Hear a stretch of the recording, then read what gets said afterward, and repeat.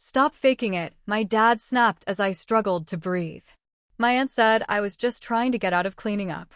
But when the EMT checked my pulse, he yelled for a stretcher and the whole room broke into chaos. They called me dramatic, sensitive, a faker. But the day I almost died, gasping for breath in front of my own family, their cruel jokes stopped being funny, and I decided I was done playing their game. My name's Ryan, I'm 26, and for as long as I can remember, my family has had this uncanny ability to turn even the simplest situations into a twisted loyalty test. And in their eyes? I've never passed.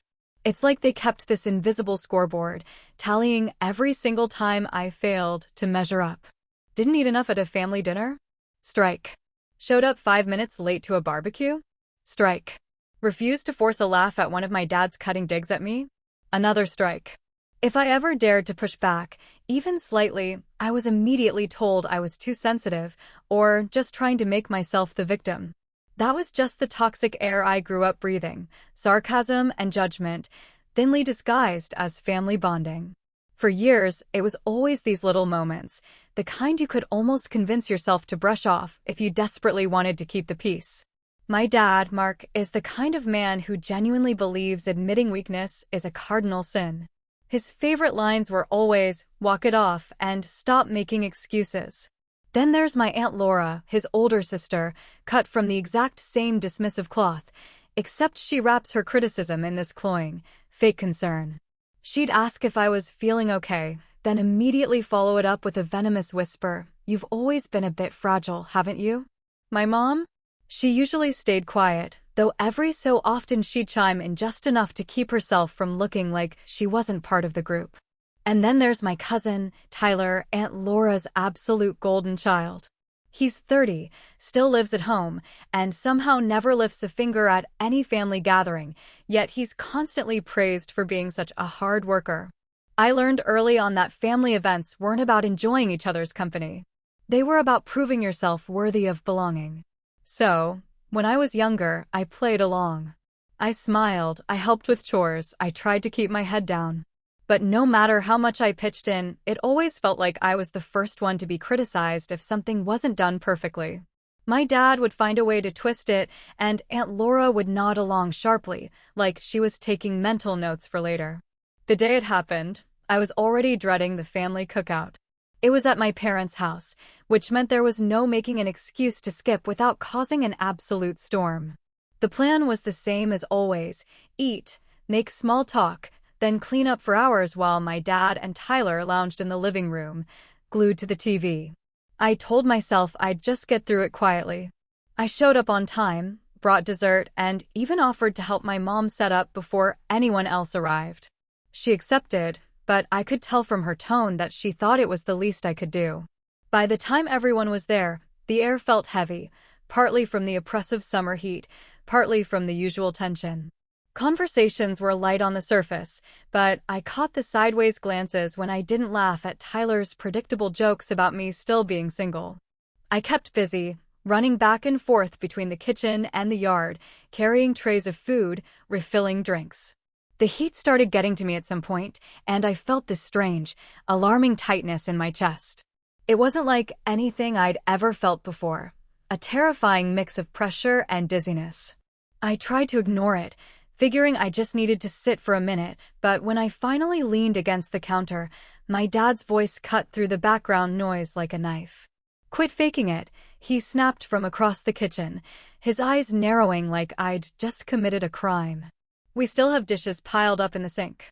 You're not getting out of helping." I opened my mouth to explain, to tell them I really didn't feel well.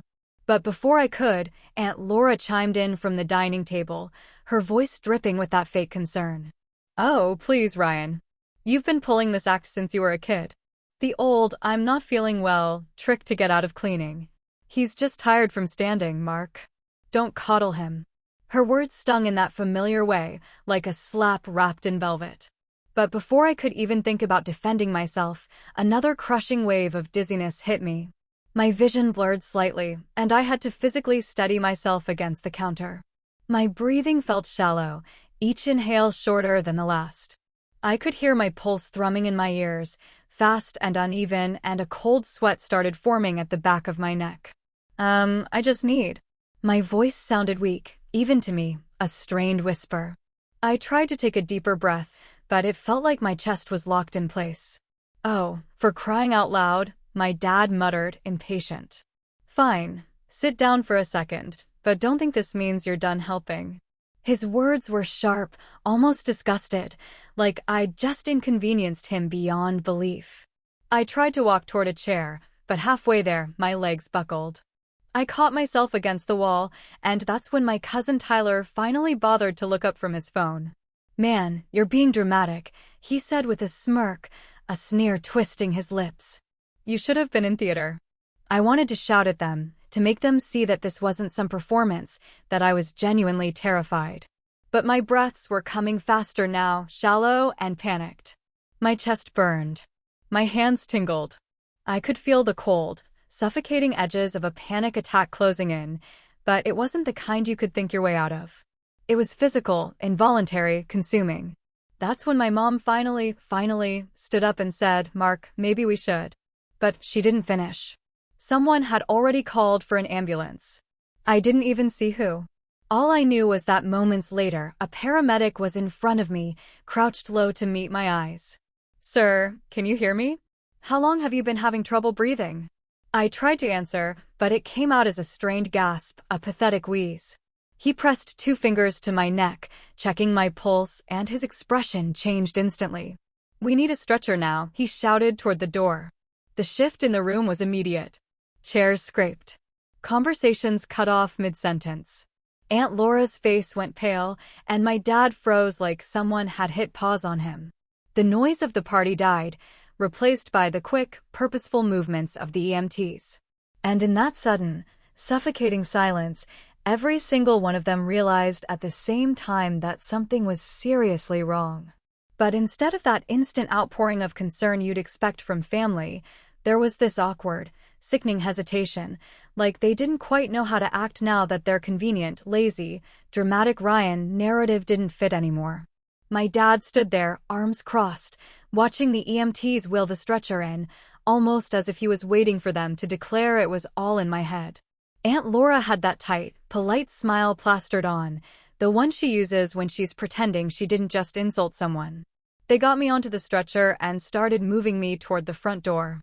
I could hear snippets of their conversation behind me, low, hushed tones, but I caught enough to piece together the gist.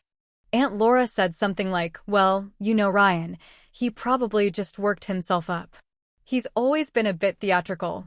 My dad mumbled something in agreement. Even now, as I was being taken to an ambulance, they were still clinging to the idea that I was faking it. The ride to the hospital felt like it lasted both 2 minutes and 2 hours. My mind kept bouncing between the rising panic of what was happening to my body and this deep, hollow ache from knowing my own family had written me off so quickly. The EMT kept talking to me, telling me to focus on breathing as best I could, that they were getting oxygen ready. His voice was calm and steady, a lifeline I clung to. When I finally stabilized in the ER after what felt like endless tests and treatments, I was exhausted in a way I'd never felt before, physically, mentally, emotionally. The doctor came in, serious but kind, and explained what had happened. I'd experienced a severe allergic reaction, likely from something I'd eaten at the cookout. My airway had started to constrict. My blood pressure had plummeted. And if the ambulance had been delayed by even 10 minutes, things could have turned out very, very differently. It was a lot to take in, but before I could even process it, I noticed my dad leaning in the doorway of my hospital room. Aunt Laura was behind him, holding a coffee cup, looking like this was just another casual visit. Tyler wasn't there. Apparently, he'd gone home because there was nothing more he could do. My mom was off in the corner, pretending to scroll on her phone, though I could see the worry in her eyes. You good? My dad asked, in the same flat tone you'd ask someone if they were done borrowing your lawnmower.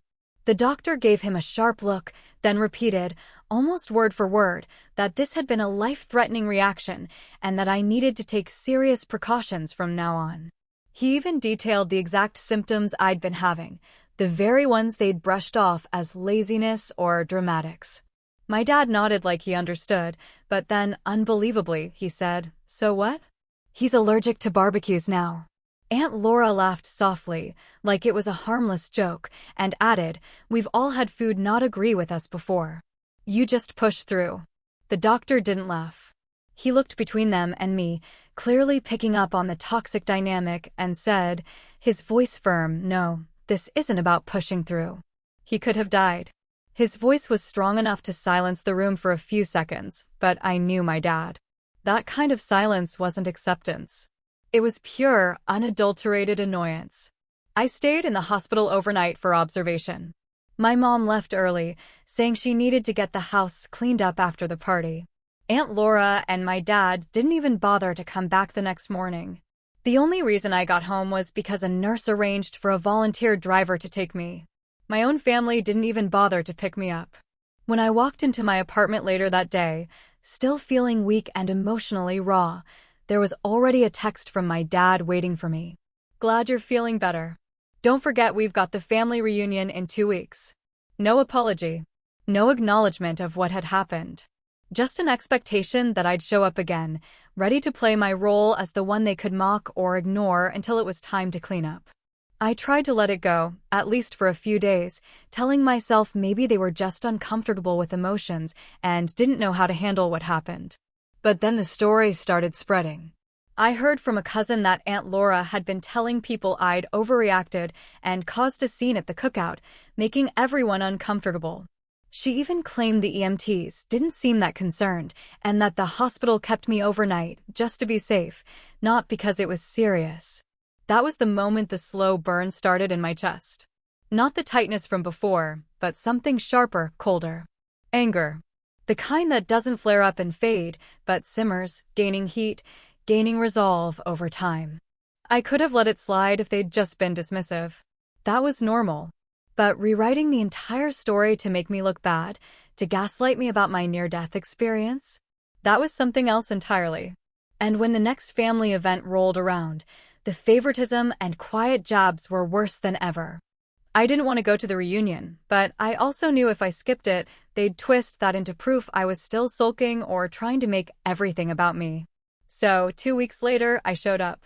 Not because I wanted to, but because I wanted to see for myself how far they'd push this narrative. It was being held at Aunt Laura's place this year, a big suburban house with a yard that looked like it belonged on a magazine cover. The kind of place where appearances mattered more than anything. When I arrived, she greeted me with that overly bright hostess smile. "Ryan, feeling better? You look fine now. Guess it wasn't as bad as they made it sound, huh?" She said it loud enough for the small cluster of relatives nearby to hear. I caught the little chuckles and knowing glances. Inside, the dining table was already set with a lavish spread of food. I scanned the dishes and immediately noticed there were no labels on anything. After what happened last time, I was hyper-aware of what I ate. The doctor had told me to be cautious, to avoid certain ingredients until I could get tested further. I asked Aunt Laura quietly if she could tell me what was in a few dishes, just so I could avoid another ER visit. She waved her hand dismissively. "Oh, don't be dramatic. It's all homemade. It's fine. You're not going to have another one of your episodes." I bit my tongue and decided I'd just stick to the plain rolls and salad, but even that didn't go unnoticed. Tyler, already holding a plate stacked high with meat, pointed at me and said, "Still milking that barbecue thing, huh? You should just get over it." A few people laughed.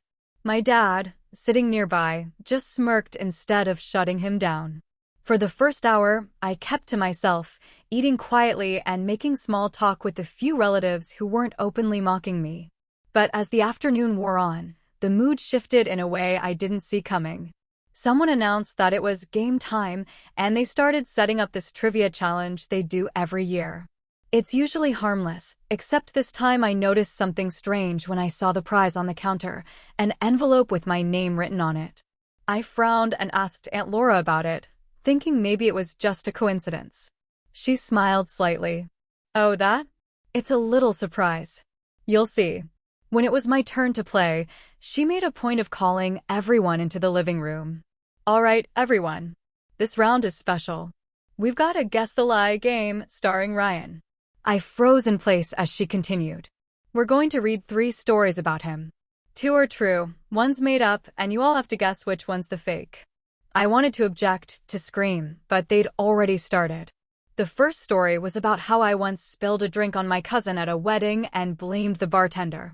True, but I was 15 and it was an accident. The second was about me pretending to be sick at last year's reunion to avoid helping clean. Completely false. And the third was about the cookout 2 weeks ago, only in their version. I pretended I couldn't breathe so I could get out of cleaning dishes. And the EMTs supposedly told me it was probably just nerves. They even added that I looked totally fine when I left in the ambulance. Everyone laughed. They were laughing at the thing that almost killed me. I could feel my hands trembling, heat crawling up my neck. My dad was in the corner, grinning. My mom sat stiffly, but said nothing. Then Aunt Laura picked up the envelope. Here's the fun part. If you guess the right one, you get this $50 gift card. If no one guesses, Ryan gets it.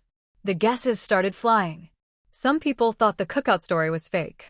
Others guessed the reunion one. But in the end, enough people guessed correctly, meaning they all decided the cookout story was true, and Aunt Laura, with a flourish, handed the envelope to Tyler.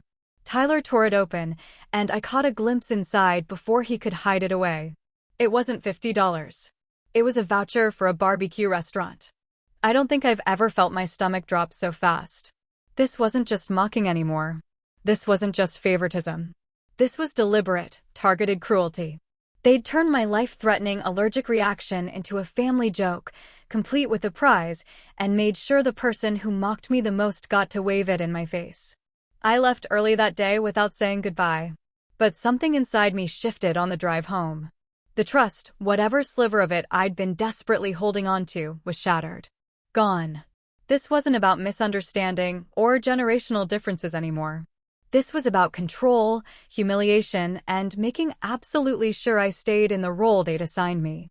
And that was the day I started planning exactly how I was going to take that role apart, piece by excruciating piece.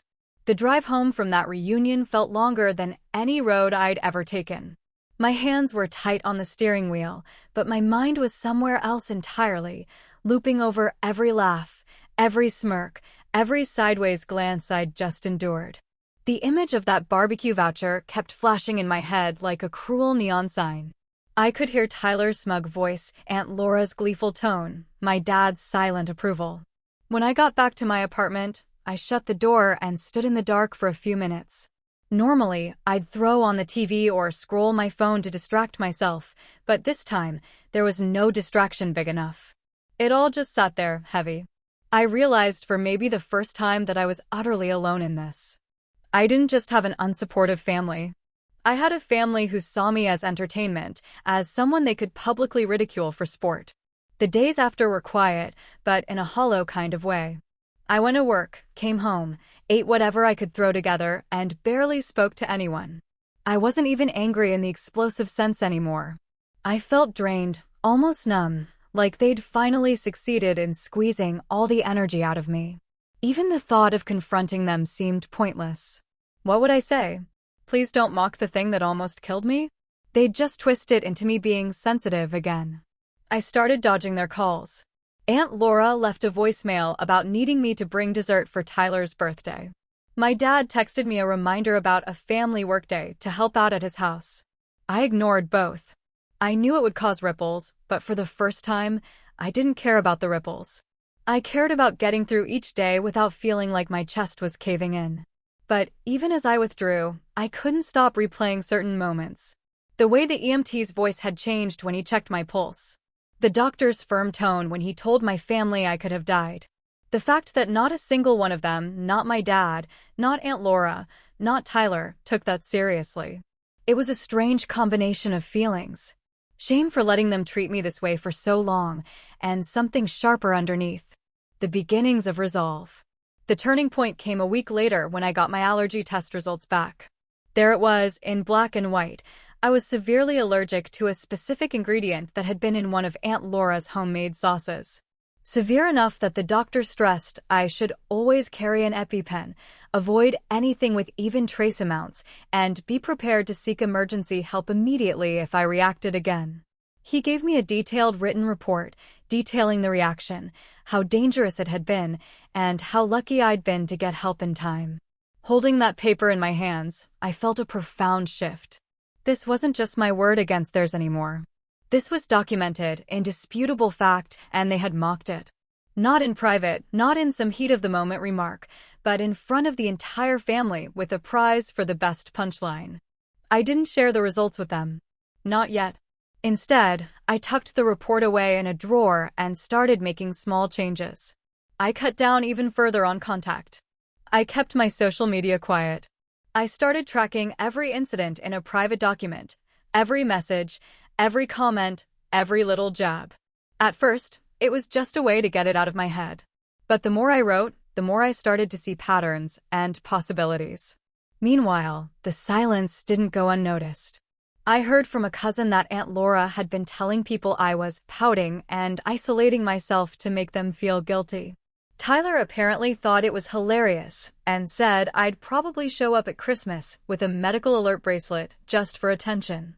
My dad, he told people he was giving me space to cool off as if he was the reasonable one in all this. It should have hurt, but instead, it clarified something for me. These people weren't going to change. They weren't going to apologize. And if I kept showing up, they were going to keep feeding off whatever reaction they could squeeze out of me. The only way to shift anything was to stop playing the role entirely, but not before making sure they felt the consequences of how they treated me. I didn't know exactly what form that would take yet. All I knew was that for the first time in my life, I was done reacting on their terms. And when the perfect opportunity finally presented itself, I was ready. It's funny how quickly life can start to feel different once you stop pouring your energy into people who only drain it. After that day, with my allergy report tucked away, things slowly started shifting without the constant undercurrent of family drama dragging me under. I suddenly had time and, more importantly, mental space to focus on myself. I poured it into work first. I'd been at my job for years, just coasting under the radar, always doing enough to be reliable, but never pushing for more. Now I threw myself into projects, stayed late, volunteered for assignments no one else wanted. It wasn't about proving anything to my family anymore. It was about proving to myself that I could take up space in the world without their permission. By the end of the quarter, my manager called me in and told me I'd been nominated for a promotion. It came with a significant pay raise, but what hit me harder was the way she said, "You've really stepped up lately." I walked out of that meeting feeling taller than I had in years. Outside of work, I started making small investments in my own happiness. I signed up for a cooking class, partly because I wanted to learn how to make food I knew was safe for me, but also because I just genuinely enjoyed it. I joined a gym, not out of guilt or obligation, but because it felt good to feel stronger. I even started reconnecting with old friends I'd drifted away from, people who actually cared how I was doing and didn't treat my existence like a running joke. The more I built this separate life, the less their noise mattered. Aunt Laura's digs didn't sting when I heard about them secondhand. Tyler's smugness seemed almost pathetic in comparison to the small, steady wins I was racking up. My dad's dismissive tone in the few texts we exchanged read more like a desperate attempt to keep me on the hook than anything resembling authority. And then something unexpected happened. My cooking instructor, who was also a local event coordinator, asked if I'd be interested in volunteering at a food festival in the city. It was a big deal, a mix of restaurants, culinary schools, and local talent. I said yes without thinking too hard about it, and it ended up being one of the best decisions I'd ever made. Over that weekend, I met people from all over, chefs, business owners, vendors. I found myself in conversations I'd never have imagined a year ago. And one of those conversations turned into an opportunity to collaborate on a small project for a catering company. It was paid, flexible, and something I could do alongside my main job. By the time it wrapped up, they asked if I'd be open to more freelance work. Suddenly, I wasn't just doing well at my job. I had a growing side income doing something I enjoyed. I started putting that money into savings, quietly building a financial cushion. And with each month that passed, I felt less and less tied to the version of me they'd always known, the one who was always struggling, or too sensitive, or not pulling his weight. Of course, my family noticed the distance. They noticed even more when I started politely declining invitations to smaller gatherings. My reasons were simple: can't make it this time, or I have plans. Not excuses, not justifications, just boundaries. And that's when the texts started shifting in tone. My dad's short reminders about events turned into, haven't seen you in a while. Everyone's wondering what you've been up to. Aunt Laura's passive-aggressive comments became more pointed. Hope you're not letting that little incident keep you away from the family. Tyler didn't reach out at all, but I knew from a cousin that he'd been telling people I thought I was too good for them now. They were curious. They were unsettled. And for the first time in my life, I had something they didn't control. I knew things they didn't know. I was building a life they hadn't touched, one that was starting to outshine the one they thought they'd defined for me. I wasn't ready to make a move just yet. But the next big family event was coming up, the kind of gathering where everyone would be there. And I had an idea forming in the back of my mind, because now I had the resources, the proof, and the confidence to flip the script completely. The opportunity arrived sooner than I expected. It was my mom who first mentioned it in one of her rare, short calls where she kept her voice neutral, almost like she didn't want my dad or Aunt Laura overhearing. You know your dad's turning 60 this year, right? Laura's planning a big surprise party. Everyone's coming. She hesitated before adding, it's supposed to be formal. She's really going all out. I could practically see it in my head, Aunt Laura using the event to cement her image as the perfect hostess. Tyler strutting around like he was the co-host. My dad basking in the attention. And me? I'd be expected to quietly show up, contribute in some way, and endure whatever jokes they decided to toss my way that night. Only this time, I wasn't going to be the one caught off guard. The first piece of useful information fell into my lap a few days later. A catering contact from the food festival, someone I kept in touch with, posted on social media about booking a huge private party on the same date my mom had mentioned. The location? A high-end event hall in town. It didn't take much to confirm it was the same one Aunt Laura had chosen for my dad's party. Not only did I now know where it would be, I also knew who was catering it, and I had a direct line to them. That's when an idea began to crystallize. I didn't have the full plan yet, but I could already see ways to control the narrative for once, ways to make the night unfold on my terms. My allergy report was still tucked away in my desk drawer, untouched since the day I got it. But the thought of it started to feel less like a medical document and more like a loaded weapon.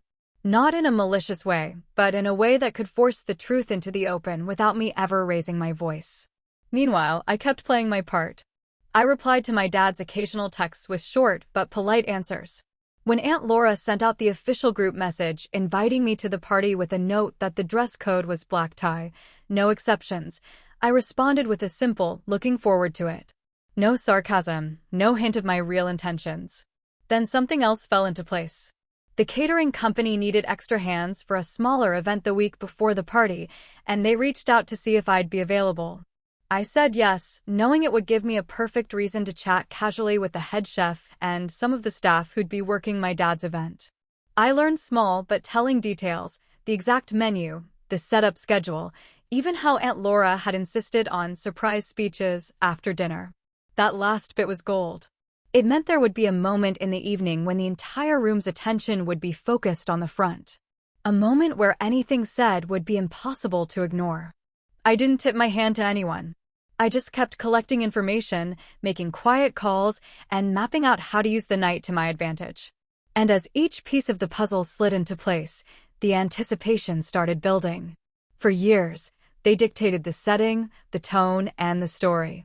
But now I had the location, the timing, and the perfect leverage to make sure the truth came out in front of every single person who'd laughed at my expense.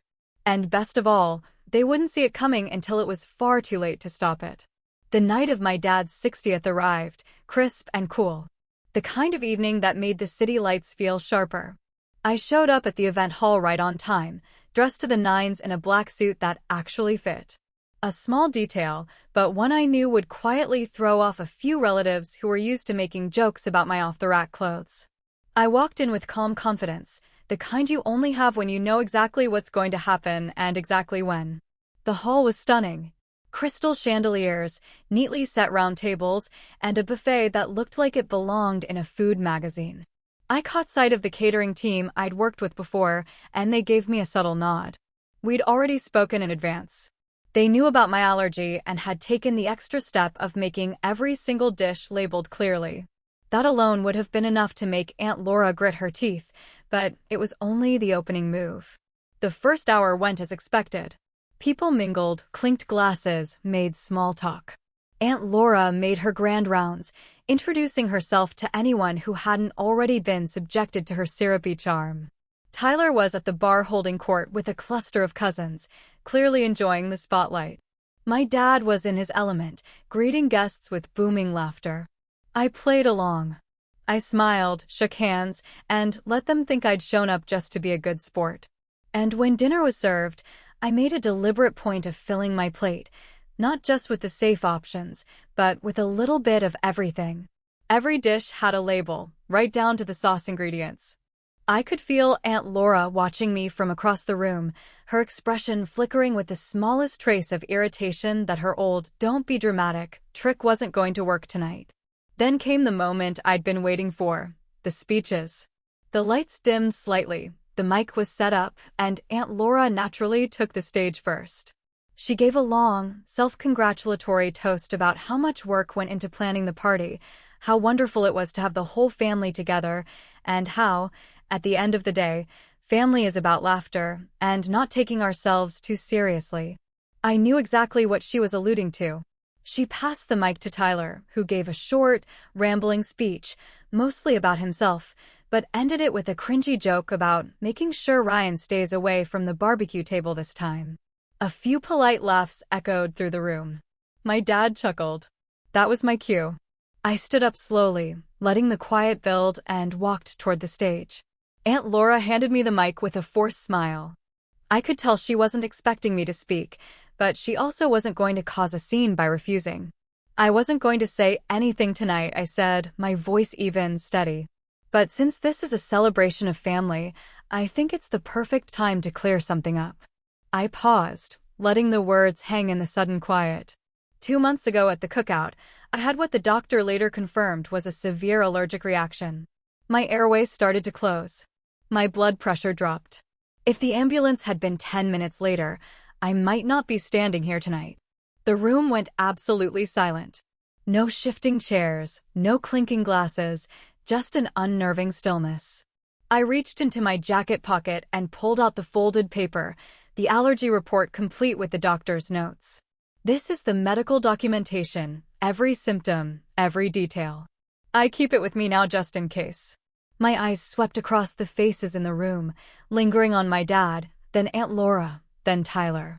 And I want everyone here to know that in the middle of that reaction, my own family accused me of faking it. They laughed about it. They turned it into a game. A murmur rippled through the crowd. I could see heads turning toward Aunt Laura and my dad. I'm not telling you this for sympathy, I continued, my voice unwavering. I'm telling you because for years I've been the butt of the joke, and I let it slide because I thought keeping the peace was more important than standing up for myself. But this, I tapped the paper lightly, this is the line. I'm done playing that role. I handed the paper to the cousin sitting closest to the stage. Pass it around if you want. It's not my word against anyone's. It's the truth in black and white. Then, without raising my voice or adding anything dramatic, I set the mic back on the stand and walked off stage. I didn't look at Aunt Laura or Tyler or my dad. I just returned to my seat, picked up my glass of water, and took a sip while the silence hung heavy over the room. That silence was worth every second of planning. But it was the reaction that came next, slow, subtle, and then suddenly sharp, that told me the night was far from over. It started with whispers, soft at first, like people were trying to process what they'd just heard. Then the murmurs grew into clusters of quiet conversations, heads leaning toward each other. I didn't have to listen closely to know the tone had shifted. The polite smiles were gone, replaced with uneasy glances toward the front of the room.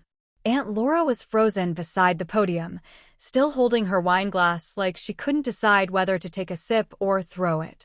My dad's face was flushed, not with embarrassment, but with that stubborn, bristling defensiveness he always got when someone challenged him in public. Tyler, on the other hand, was just grinning in disbelief, as if waiting for someone to jump in and save them from this awkwardness. Only no one did. Instead, an older cousin, one who'd been at that cookout and apparently hadn't realized the severity of what happened, walked up to me at the table. "Ryan, I didn't know it was like that." "I'm sorry." "That's not okay." He said it loud enough for nearby relatives to hear, and I caught the flicker of discomfort on my dad's face. Another aunt chimed in, agreeing. Then a few more voices joined, all at once. The social tide was turning right in front of them. Aunt Laura tried to recover, stepping forward with a laugh that sounded paper-thin. "Well, I think we can all agree Ryan's making a bigger deal out of this than necessary, Laura." Someone cut her off sharply from across the room. "He almost died." "That's not a joke." That was it. The dam broke.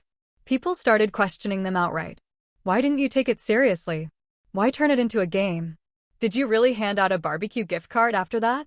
The catering staff, who'd overheard enough while setting up, quietly confirmed the menu labels were something they decided to do after I told them my story.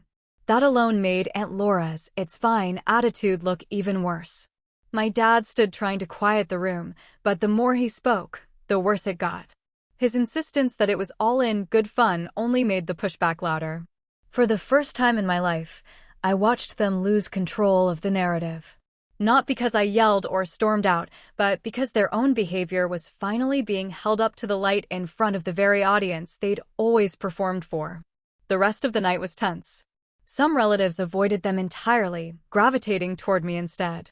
Others left early, clearly uncomfortable. The speeches were over, the easy laughter gone. As for me, I stayed until dessert, enjoying quiet conversations with people I'd barely spoken to at past gatherings. And when I finally got up to leave, I walked past Aunt Laura and my dad without a word. My dad muttered something under his breath, but I didn't slow down. I didn't need to. The last thing I saw before stepping out into the cool night was Aunt Laura standing alone at the empty podium, scanning the room like she was still trying to figure out how everything had flipped so fast.